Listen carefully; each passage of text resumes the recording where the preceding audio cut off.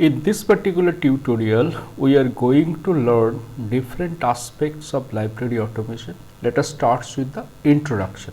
You all know that change is the only permanent thing in this world. So everything is changing. Libraries also need to change to keep pace with the changing environment. Our society is changing. The way people interact with information bearing objects, that is changing, and it is changing fundamentally. So libraries need to go forward with different kind of technical help. So ICT enabled library services, in general we call it library automation process. So like any other system, library automation or library of any type or size is basically has got three parts. One is the input, second is the processing, and third is the service or output. So in the input level, we have to create, we have to collect different kind of, we have to acquire different kind of materials for our end users. Now, library is not a book shop. So any library need to be supported by a group of tasks, so that this resource we are picking up from the outside world, we library professionals actually convert them into resource. Now, what is the difference between a source and a resource? You see, there is an additional two words in resource, RE. This RE stands for repetitive.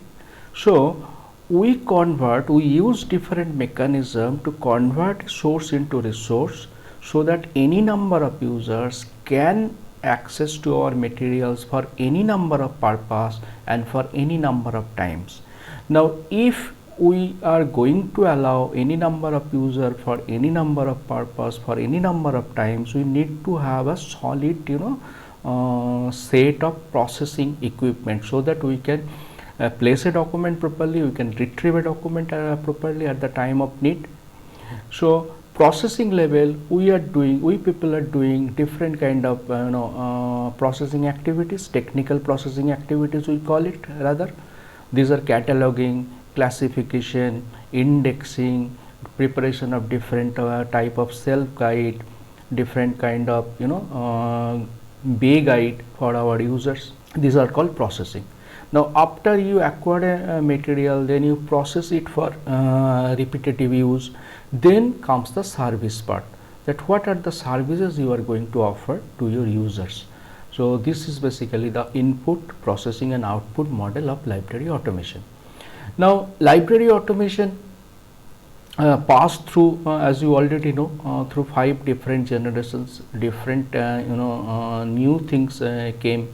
We adapted those things for the betterment of information services. Now, in this particular tutorial, we are going to learn what are the different kind of advantages associated with library automation, what it is actually, and how we can proceed for it, and finally how can we provide services to our users. So let us move to the presentation part. Title of this presentation is Library Automation and Introduction. Now, definition of library automation. As I said, input, processing and output model. So as a library of any type or size require a series of works like acquiring to collect the materials, preparing and organization of documents for for different type of services at the end user level, and these activities related to acquisition of documents, technical processing of the acquired documents, circulation and maintenance of the processed documents are known as housekeeping operations. So housekeeping operations are basically central hub of activities for libraries of any type or any size, and it exactly follow the model of input, processing and output in the form of services. Now, why or how housekeeping we conduct in case of a traditional library without a set of computer system? In a traditional library system, which we basically managed manually, the housekeeping operations are time consuming, labor intensive activities. These are routine clerical chores and performed slowly and expensively by library staff. Say for example, you are doing same set of tasks every time for every user, or if you consider the activities related to circulation. So this is the reasons why we are moving towards the computerized or ICT enabled library services for the better productive utilization of our staff, and to reduce the labor intensive routine clerical chores, so that our staff can be deployed to other productive areas like organizations, services, etc. Libraries all over the world, as you know in the earlier video tutorial, that right from 70s, with the advent of low cost personal computers, libraries are increasingly attempting to automate some of the housekeeping operations to minimize human clerical routines jobs, and thereby optimizing productivity and creativity of library staffs. So here library automation does not necessarily mean library automation does not necessarily mean that every time you have to, or you have to go for a complete kind of automation. So there is no human intervention and nothing. So it's basically it's a semi-automatic process where human intervention is required at each and every steps of application of ICT in library housekeeping. For example, a computer cannot catalog itself a document. You place a document inside a scanner, and computer can digitize it, can convert the text into different file formats, but the cataloging, it's basically require human intelligence. So library automation is basically a semi-automatic process where you need human intervention almost in every steps, but computer we can save a lot of our time, effort and energy for performing this time consuming and labor intensive housekeeping jobs. So towards automation of library housekeeping operation, as I said, it started in 1970s and maturing through every generation in every decade. So library automation, when you are starting implementing a library automation software or integrated library system in your library, then there may be, it can be adapted three ways. So one is the piecemeal approach. You are installing the system but not targeting the entire modules. A library automation software provides many modules. We will be learning slowly. But suppose in a piecemeal approach is that a library is first targeting to cover the cataloging modules, then when the cataloging module is over, the job is over, then they can go for the circulation module in this way. So many of the libraries are taking this path. This is called a piecemeal approach. Then second is that the you can walk towards the integrated system progressively through a planned installation approach. Say for example, many library automation softwares are available. You don't have to buy all modules of the package. Rather, you can buy this three I am targeting first, so this three I will be procuring. So next three I will be procuring when this first three will be over. So this kind of progressive walk towards the integrated library system is the second approach. And in third approach is that right from the beginning I will be utilize a fully integrated library system, whether I am going to use all the modules or not. So presently the third approach is the most popular one, because most of the third and fourth generation library automation packages are basically integrated library systems, and there you can start with the catalog module, then you can move towards circulation module. When you are comfortable with these two modules, you can go for acquisition, serial controls and so on.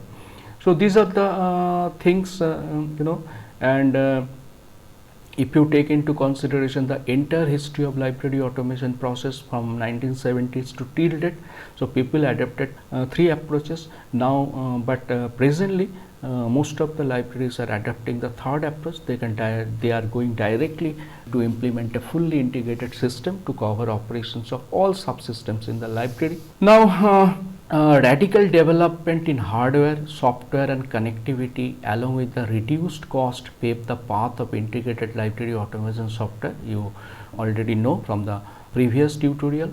Now presently library automation systems are all integrated system, and they can be divided into three different generations: third generation client server architecture, fourth generation web architecture, and fifth generation cloud hosted architecture or multi-tenancy architecture. So most of the ILSs of present generations are based on web architecture. That means they belong to the fourth generation of library automation packages. ILSs of any type or size right from the third generation, as I said earlier, that are based on relational database architecture, because seamless integration between the modules only possible when you are utilizing a relational database management system and ER data modeling at the back end. In a relational database architecture enabled ILS, that is which we call normally integrated library system, there all system files are interlinked, so that deletion, addition, modification of one file automatically activate changes in related file. For example, suppose I have acquired a particular book through the acquisition modules of a particular library automation software. Now when I am going to, now acquisition module is not cataloging, that means your document you procured still not available in the cataloging standard format like Mark 21 or Unimark or any other standard format you are using.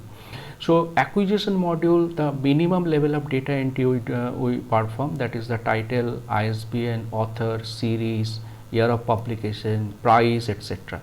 So all this will be available when we will be entering in the cataloging module.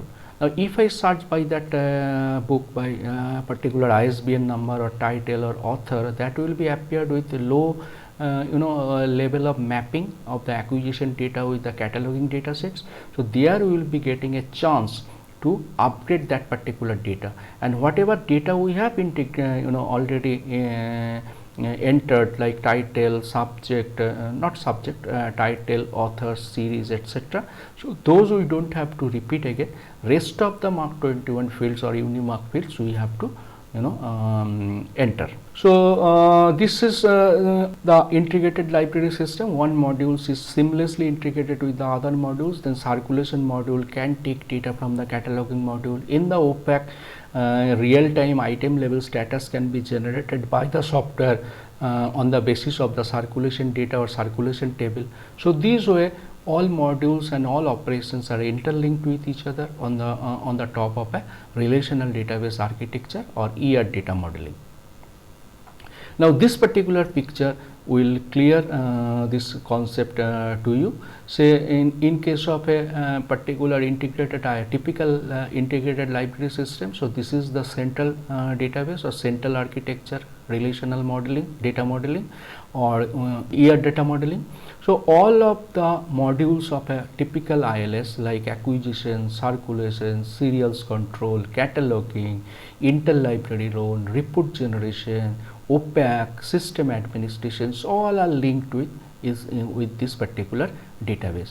If we enter some data related to a particular document at the acquisition module, it will be stored here, and when we are going to catalog it in the cataloging module, that particular data can be fetched by the module seamlessly, and we don't have to repeat the data entry activities. Now when cataloging data is available inside the relational database architecture as a table, circulation module can fetch that particular cataloging data and can link member data with it.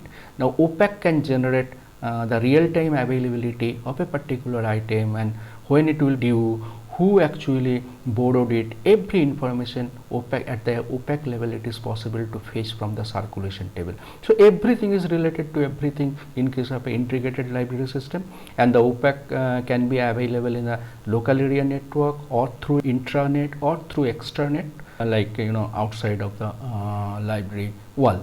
So user can interact with the OPAC system seamlessly. Similarly, library professionals or staff can interact with system administration and other modules available with the system. Now, three primary objectives are basically associated with the ILS. One is the efficient housekeeping operations.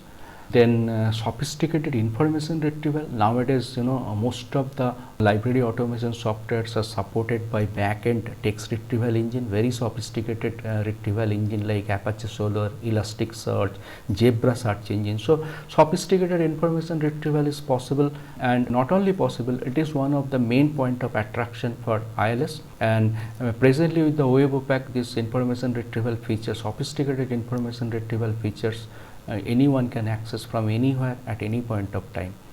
Third, in attractive factor for implementing an ILS is the on-the-fly integration of library materials with the open data sets. As in the previous tutorial, demonstrated before you that how an open access book can be directly linked with OPAC, where user can read it systematically page by page through a flipbook reader installed locally or available globally. Then many other social networking data, user generated data, book reviews, cover page images, all can be linked with the OPAC. So this kind of rich user experience we can nowadays provide through our ILS retrieval features. So apart from housekeeping operations, through which we can save lot of time, energy, manpower, and utilize our library staff time in more productive organizational activities.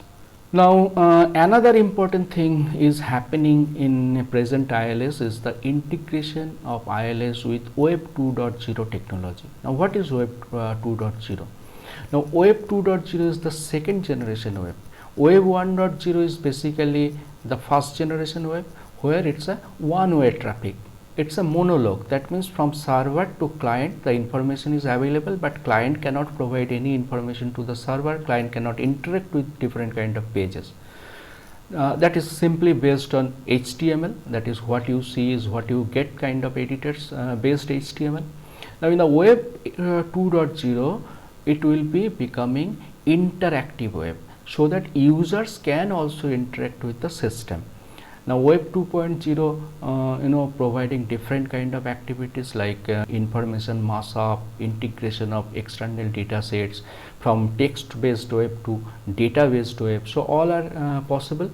So ILSs right from the fourth generation started taking advantages of different Web 2.0 technologies. One of the example you must be remembering from the previous tutorial, it is called AJAX technology, asynchronous Java and XML. So modern ILSs are now capable to be integrated seamlessly with different kind of linked open data like VIA, Library of Congress, DDC presently available as a linked open data, and we can link name authority, subject authority, including class number with our class number generation services inside our library automation. Different kind of open content like book reviews, table of content, cover page images can be integrated. Different kind of social networking tools. Nowadays most of our generation Y new users who belonging to the age group of 18 to 23, they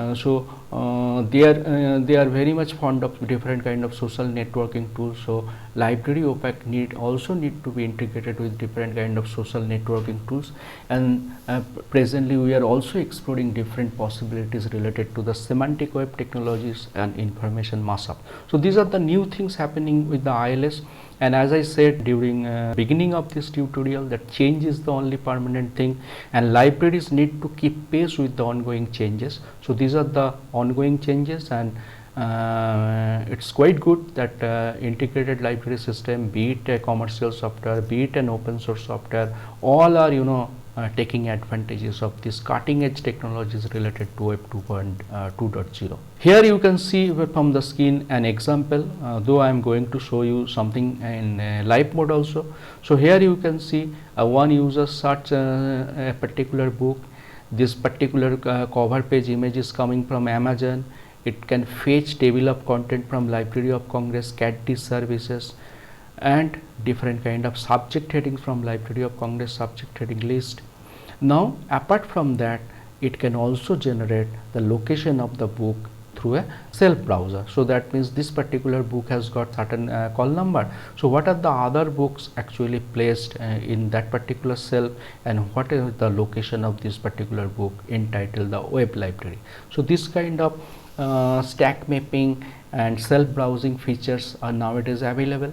Another interesting thing is the social networking tool. Now suppose I liked a particular book from the OPAC, so there will be a link. You can see in the right hand side any number of social networking tools can be integrated. I can click this plus sign, all will be displayed here. Any of this I can select, and suppose I have selected Facebook, so this particular book will be posted in my Facebook. So this is supporting the very first law of library science, that is the books are produced, books promotion, etc. So this is one example of integration of any number of social networking tools. Here we are utilizing and third-party aggregator of social networking tools, that is called AddThis. But there are many this kind of services available. Share these, add to these, and so on. Now, library automation process, why a library should adapt. So that is I already discussed that society is changing, our users are changing. If one particular new generation user is actually getting money or fetching money through ATM, they can make ISDL call. Then why they will come to your library if you are providing the same age old technologies? So we need to provide web OPAC, we need to provide different kind of social networking tools, we need to provide different kind of rich information services inside in the OPAC, so that we can compete other similar services. Like search engines are nowadays considered as one of the top competitor of library OPAC. So many people are actually first going to Google like search engine, then comes to the library OPAC if they don't found anything important. But one of the difference between the internet or search engines and the library is that in Google it is a multi-billion-dollar company, but if you search Google, but you cannot search Google by the author or subject of a document. You can search by keywords, or you can at the best search by the title of the document, but not by the author, not by the subject, not by the currency. And second thing is that in Google retrieval, relevance is not ensured, that you are searching something like computer driver, but Google may produce documents related to computer driver, taxi driver, automobile driver association. This is called cross-disciplinary semantic drift. But particular library automation software, it's not a multi-billion-dollar company like Google, but every library, if they are using a library automation software, you can search a document by its author, by its subject, by its currency, and you can combine even the title keywords along with the author surname, along with the currency or range of year. So different kind of sophisticated information retrieval we provide. The real difference between a search engine and a library automation software like OPAC is that in case of Google there is no metadata, so there is no human indexer, but against every library automation software, we library professionals are acting as a human indexer. We select title is equal to X, author is equal to Y, subject is equal to Z, then only our end users can find title X, author Y, and subject Z. So this is one of the difference between a library OPAC and search engine, because in library OPAC you are going to get a less number of documents, but all are very relevant because a subject expert or human indexer is responsible for indexing those documents. So this is one of the advantage and silver line in the cloud. So second important factor is that libraries need to get continued support, political support, financial support from parent organization as well as from government. But if you are not actually progressing towards the betterment of library services, so definitely in some future point of time that support will be ceased. And third is that the library of any type of size is actually based on the library trinity. So our document, staff, and user, so all three are changing. Document, nature of the documents are changing. Most of the documents are nowadays the born digital resource, and our demands and need of the users are also changing, and requirements of the library staffs are also changing rapidly and fundamentally. So we can summarize these ongoing efforts under three broad areas. One is the mechanization, doing what we are already doing though more efficiently. Second is the innovation, experimenting with the new capabilities. Just I have shown you in the earlier tutorial how an open access books can directly be integrated in a book reader inside the OPAC. So this kind of innovative services we need to adopt. And transformation. fundamentally altering the nature of the library operations and services. For example, when you are providing your web pack over the internet, so the very moment you are actually getting rid of two fundamental constraints related to information access, that is, one is the time, another is the space. So the moment your library is having an web pack which is available globally, so anyone from anywhere at any point of time can access your library resources, and that is called a fundamental shift from the traditional system to the modern system. What are the advantages? We already talked about. There are increased operational efficiency are achieved through library automation, so we can utilize more productively our technical staffs. So there is no point to place a technical staff in circulation system, because circulation system is slightly mechanical. A semi-professional staff or non-professional can do the job, so we can get rid of that kind of non-productive job and we can utilize our library professionals in much more productive work. Second is the automation of housekeeping operation relieves professional staff from routine clerical chores, and he or she can give their energy to other productive jobs. And betterment of the library services in terms of speed, quality, efficiencies and reach. So libraries are now trying to move to beyond the four walls of library system, and they are trying to follow a model which is called push model in place of the earlier called pull model. So basically, what is the difference between the pull model and push model? A library, previously a traditional library, was pulling the user towards it, so user need to go there. But present system is based on the push model. The moment you are adapting a library automation software, your system is available over the internet through web architecture. That means you are following the push model, so you can push your library to any of the existing system.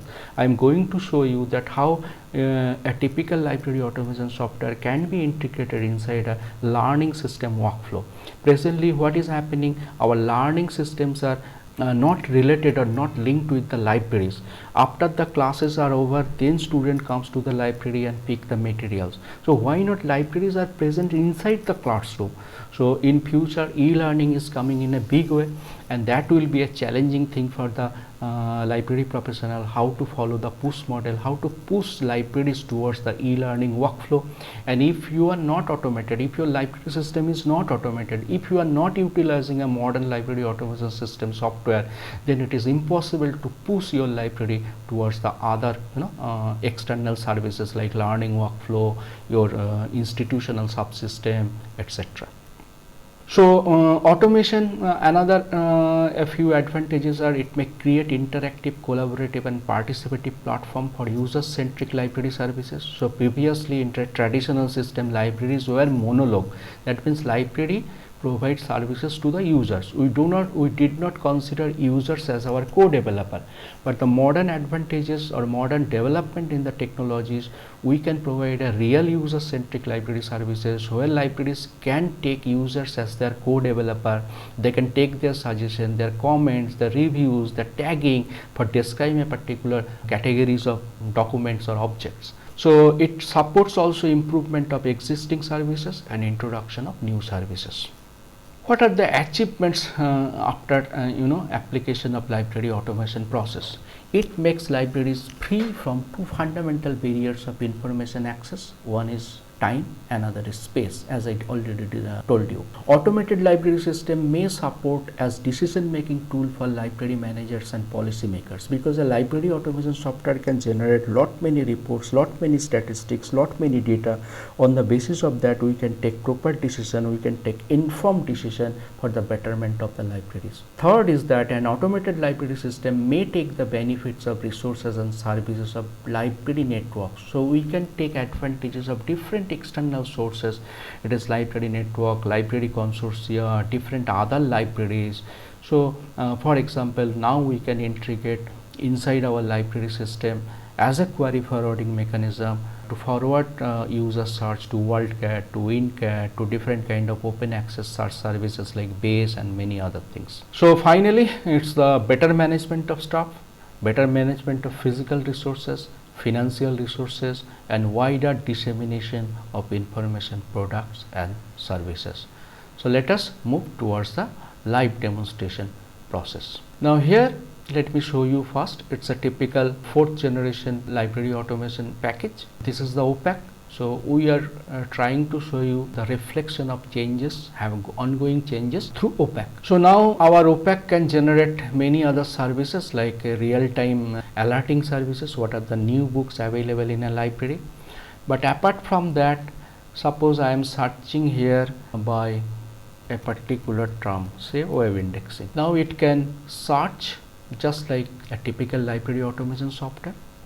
Now suppose these are the books available, all books here you see the cover page images are linked with Amazon or Google cover page, or there are many different other services like Synthetix, then library thing, etc.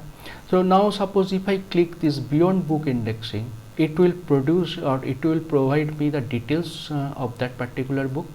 Now in the detail page it can give me the holding data, how many copies are available, and if you see the right hand side here, I can forward my search to any other available services like WorldCat, Google Scholar. Say for example, if I am selecting base, that whether the supplementary material related to these documents are available in the base or not. So you see immediately my query forwarded to base academic search engine, and it shows that this particular book is available, and if I click this particular title, I can have the full text of the book or many of the chapters of the book in PDF format. If we go back again to this one, now you see there are many social networking tools we can connect, Facebook, Twitter, Ping, etc. Now if I am not happy with these 5 top most important or top very popular social networking services, I can always click this network symbol, and now you see 300 plus social networking tools we can integrate here, and any of these links I can click. If I am registered user of that particular services, my book details will be posted there, and it will related to the popularity of the book, so that it is supporting the very fast of library science. Now I am going back. So these are the things happening. Now I also I was talking about push model of library automation software. Now here you see it's a e-learning system. This is a e-learning system. We are running a particular course on a particular paper of our MLIS degree. The paper is LISCC 205 related to the content designator system. Now here you see, so many objects are there related with the learning of the workflow, teaching, learning, evaluation, all 3 facets are supported here. Reading materials are there, classroom support is there.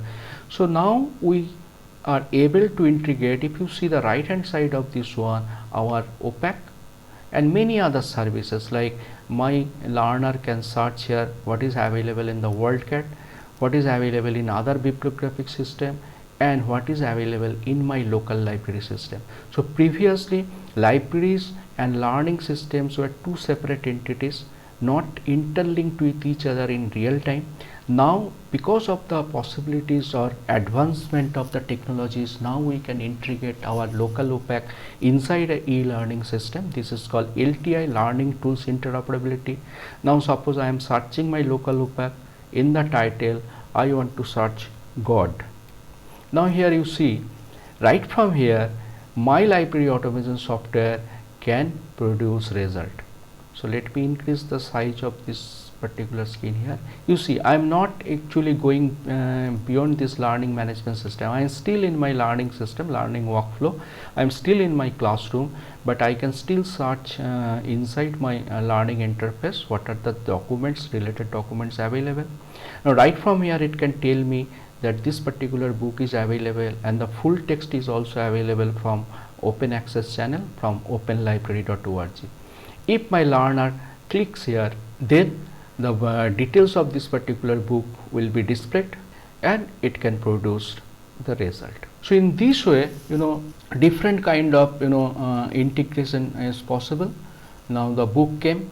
Now if this particular book is available in open access channel, as I said, they can click the book reader and the book itself can be displayed here, and they can read, they can download the PDF file because it is available through open access channel. It's a copyright free book. Or if they want to read it here, they can browse it. This is called a flip book reader. The book is coming from openlibrary.org in real time, and I can click, I can go even within the books, I can search the full text of the book. So this is the things, these are the things happening presently, the advancement are happening presently, and these are the reasons on the basis of which a library should go for library automation software or integrated library system. Because if our library is not automated, we cannot move further, we cannot integrate this kind of new age services, cutting edge technologies inside our library system, and we will be losing our users. So that's all for this tutorial. Thank you very much.